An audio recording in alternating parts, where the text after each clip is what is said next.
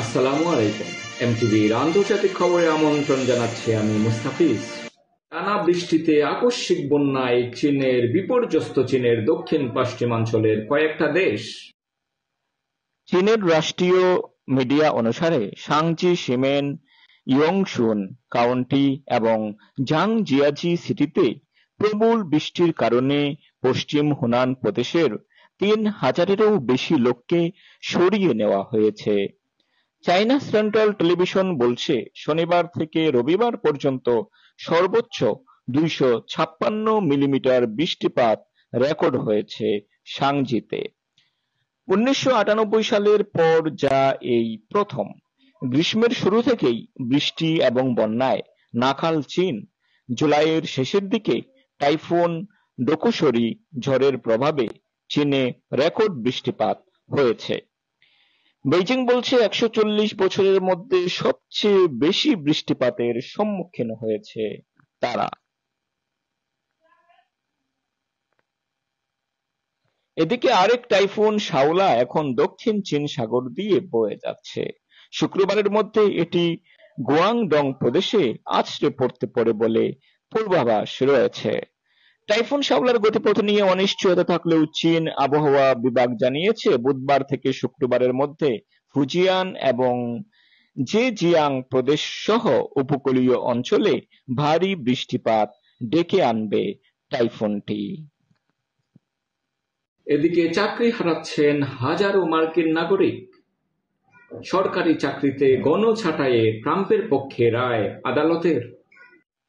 যুক্তরাষ্ট্রে সরকারি চাকরি থেকে কর্মী ছাঁটাই পরিকল্পনায় আরেক ধাপ এগোল ট্রাম্প প্রশাসন। সর্বোচ্চ আদালতের রায়ে নির্বাহী আদেশের বৈধতা মেলায় নতুন করে শুরু হতে পারে বড় পরিসরের ছাঁটাই প্রক্রিয়া। বিষয়টিকে প্রশাসনের একটি নীতিগত অগ্রগতি হিসেবে দেখা হলেও সংশ্লিষ্টরা বলছেন, এতে চাকরি হারাতে পারেন হাজারো মার্কিন নাগরিক। আদালতের রায়কে প্রেসিডেন্টের বিজয় বলে আখ্যা দিয়েছে হোয়াইট হাউস। বলেছে, এটি সরকারি খাতের দক্ষতা বৃদ্ধির প্রচেষ্টাকে স্বীকৃতি দেয়। তবে কর্মকর্তারা জানিয়েছেন, আদালতের রায় পেলেও এখনই ছাঁটাই কার্যক্রম শুরু করা যাবে না।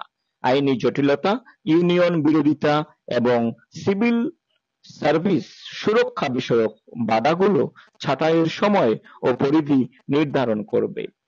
যদিও বিভিন্ন গণমাধ্যমের খবরে বলা হচ্ছে, মার্কিন পররাষ্ট্র দফতর এরই মধ্যে প্রায় ২,০০০ কর্মী ছাঁটাইয়ের পরিকল্পনা করেছে। মার্কিন সুপ্রিম কোর্টের রায় নিয়ে সতর্কবার্তা দিচ্ছেন বিশ্লেষকরা।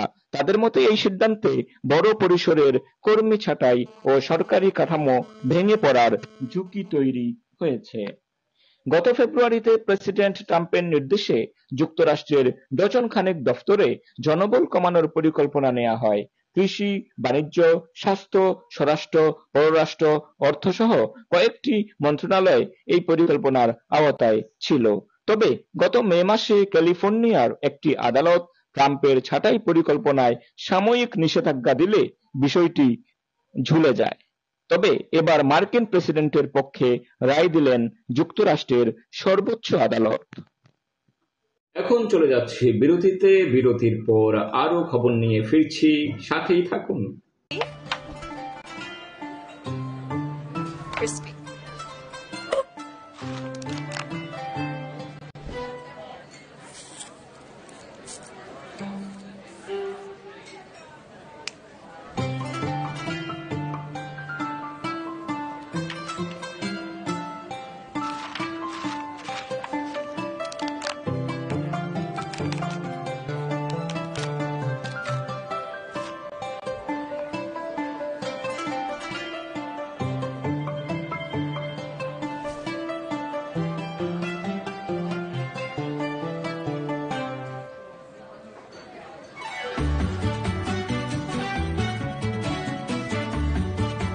Old traditions, new choices.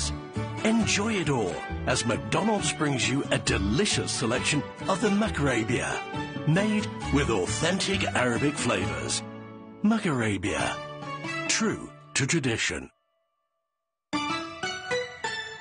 যুদ্ধবিমান কেনার জন্য চীনের সাথে আলোচনা করছে বলে খবর বেরিয়েছে। এই বিমানটি ইরানের বিমান বাহিনীকে আধুনিকীকরণে সহায়তা করবে। সংক্ষেপে যদি বলি, ইরানের সম্ভাব্য যুদ্ধবিমান ক্রয়ের ব্যাপারে ইরান চীনের তৈরি J-10C যুদ্ধবিমান কেনার জন্য চীনের সাথে আলোচনা করছে। এই বিমান ইরানের বাহিনীকে আধুনিকীকরণে সহায়তা করবে।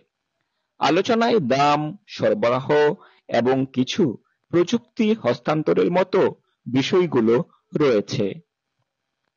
এই J-10C বিমানটি একটি চতুর্থ প্লাস প্রজন্মের যুদ্ধ বিমান, যার মধ্যে একটি AESA রাডার, WS-10B ইঞ্জিন এবং দীর্ঘ পাল্লার ক্ষেপণাস্ত্র রয়েছে বলে জানা গেছে।